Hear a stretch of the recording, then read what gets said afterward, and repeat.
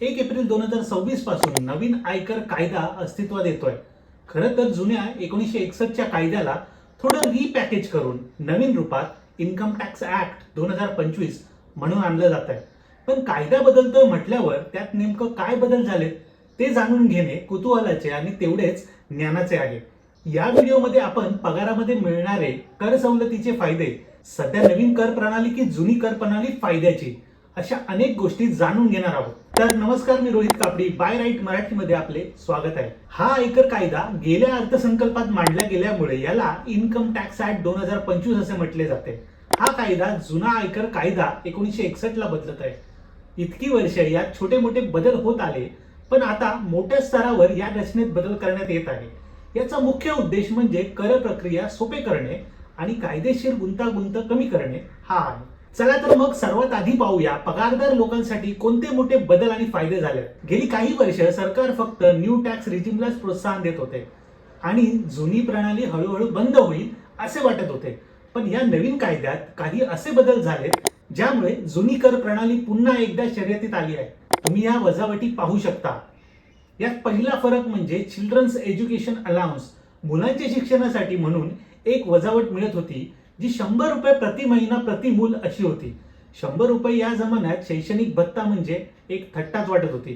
पण आता त्यात आमुगलाग्र बदल करत ती रक्कम आता 3000 रुपये प्रति महिना करण्यात आली आहे.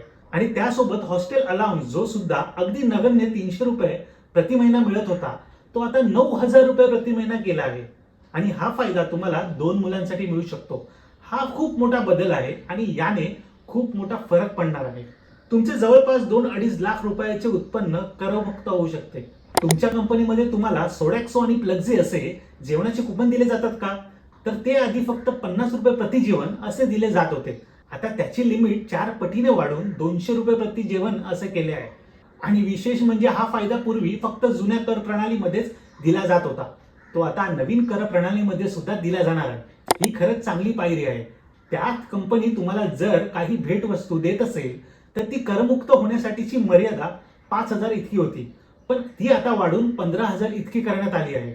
याचा काही जास्त फरक पडेल असं वाटत नाही, पण तुमच्या ज्ञानासाठी सांगितले. यानंतर कार लीज बनून मिळणाऱ्या कर सवलतींमध्ये सुद्धा आता वाढ झाली आहे. जसे तुम्ही भाडे तत्वावरती कार घेतली असेल तर त्याची मर्यादा सुद्धा जवळपास तिपटीने वाढली आहे. त्यासोबत परदेशातील उपचारांसाठी लागणारा खर्च आधी 2 लाखापेक्षा कमी उत्पन्न असेल तरच करमुक्त होता, पण 2 लाख कमी असलेला कोणी परदेशात उपचार करू शकेल का? त्यात आता वाढ करून ते 8 लाख केले आहेत. अजूनही यात काही मोठा अर्थ आहे असे वाटत नाही. आता वळूया अशा एका नियमाकडे जो तुमच्या सॅलरी स्लिपचा चेहरामोहरा बदलणार आहे. तो म्हणजे 50% वेज रूल. सोप्या भाषेत सांगायचं तर आता कंपन्यांना तुमचा बेसिक पगार हा तुमच्या एकूण पगाराच्या किमान 50% ठेवावाच लागणार आहे. आधी काय व्हायचे, कंपन्या टॅक्स वाचवण्यासाठी तुमचा बेसिक पगार कमी ठेवायच्या आणि इतर अलाउन्सेस जास्त दाखवायच्या. यामुळे काय व्हायचे की तुमचा पीएफ, ग्रॅच्युइटी आणि तुम्हाला मिळणारे लिव्ह एन्कॅशमेंटचे पैसे हे कमी होत होते, कारण हे सगळे आकडे तुमच्या बेसिक पगारावरती अवलंबून असतात. पण आता या नवीन नियमामुळे कंपन्यांना बेसिक पगार कमी करून तुमची सामाजिक सुरक्षा कमी करता येणार नाही. यामुळे तुमची इनहँड सॅलरी थोडी कमी दिसू शकेल, पण तुमची पीएफ बचत, रिटायरमेंटच्या वेळीची ग्रॅच्युइटी रक्कम मात्र मोठी होणार आहे. म्हणजेच हा नियम तुमच्या भविष्यासाठी एक सिक्युरिटी गार्ड म्हणून काम करणार आहे. आणि पुणेकर, तुमच्यासाठी चांगली बातमी. पुणे, बंगळुरू आणि अहमदाबाद ही शहरं आता इन्कम टॅक्सच्या नजरेत मेट्रो सिटी म्हणून मानली जाणार आहे. त्यामुळे आधी मेट्रो सिटीमध्ये HRA म्हणजेच घरभाडे भत्ता हा मूळ पगाराच्या 50% धरला जात असे, पण त्यात फक्त मुंबई, कोलकाता आणि दिल्ली सारखी शहरे होती. आणि पुणे शहरासाठी 40% पर्यंतचीच मर्यादा होती. ती आता 50% धरली जाईल.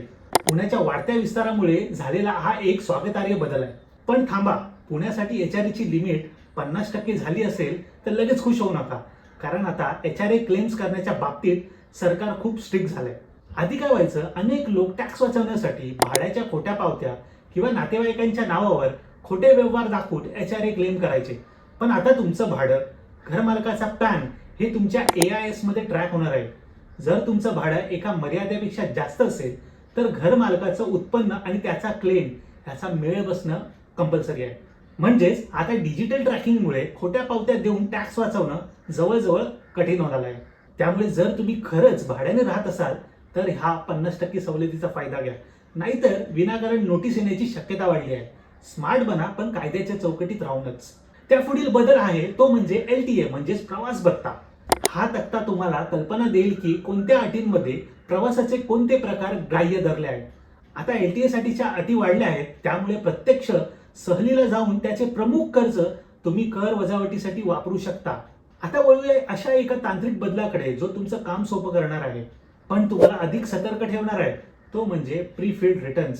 तुमचं पॅन कार्ड आता तुमच्या बँक खात्यापासून ते शेअर मार्केटच्या व्यवहारापर्यंत सगळीकडे लिंक आहे. त्यामुळे आता जेव्हा तुम्ही तुमचं ITR भरायला जाल, तेव्हा तुमची बरीचशी माहिती तिथे आधीच भरलेली असेल. तुमचे पगार, व्याजाचे उत्पन्न आणि अगदी शेअर मार्केटमधील नफा तोटाही तिथे आपोआप दिसेल. याचे फायदे काय तर तुमचं काम खूप सोपं होईल, चुका कमी होतील आणि फॉर्म भरताना लागणारा वेळ वाचेल. म्हणजेच कंप्लायन्स अगदी सहज होईल.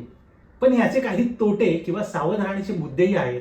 आधी लोक काहीही खर्च किंवा वजावटीमध्ये थोडीफार ऍडजस्टमेंट करायचे किंवा काही उत्पन्न लपवायचे. आता मात्र सरकारकडे तुमच्या प्रत्येक रुपयाचा हिशेब डिजिटल स्वरूपात आहे. त्यामुळे आता टॅक्समधून निसटणं जवळपास कठीण आहे.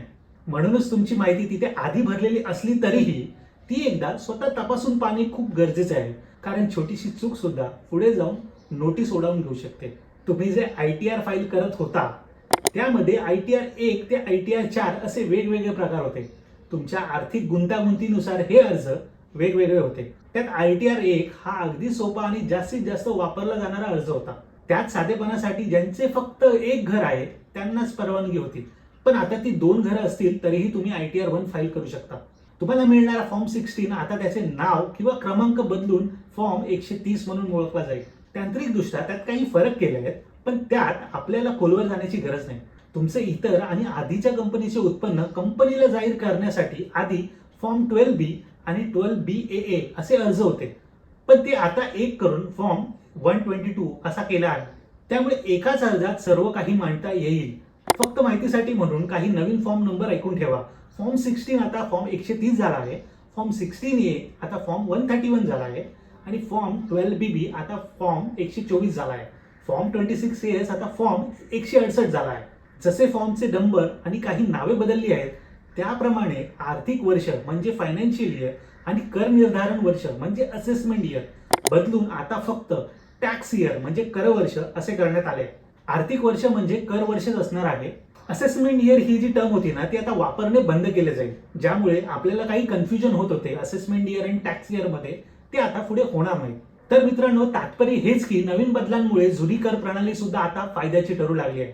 त्यामुळे आता तुम्हाला नीट अभ्यास करून ठरवावं लागेल की तुमच्या पगारासाठी कोणती पद्धत योग्य आहे. आपले पैसे आपल्यालाच वाचवायचे आहेत. सतर्क राहा. तुम्हाला ओल्ड वर्सेस न्यू टॅक्स रिजिमचा तुलनात्मक तक्ता हवा असेल किंवा काही प्रश्न असतील तर मला कमेंटमध्ये नक्की कळवा.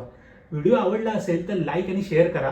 आपल्या बाय राईट चॅनलचा उद्देश असा आहे की तुम्हाला योग्य माहिती देऊन तुमचे पैसे वाचवणे. पुन्हा भेटूया पुढच्या व्हिडिओमध्ये. तोपर्यंत धन्यवाद.